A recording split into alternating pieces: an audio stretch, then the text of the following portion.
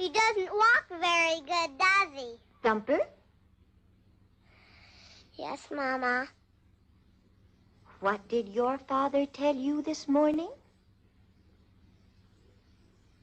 If you can't say something nice,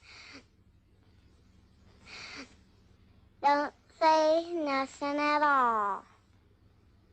Just eat the blossoms. That's the good stuff. Thumper? Yes, Mama. What did your father tell you? About what? About eating the blossoms and leaving the greens. Oh, that one. Eating greens is a special treat. It makes long ears and great big feet. But it sure is awful stuff to eat. I made that last part up myself. What did your father tell you? About what? About playing with your sisters. A family that plays together,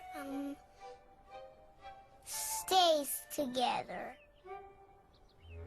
Even if it means taking your dumb sisters.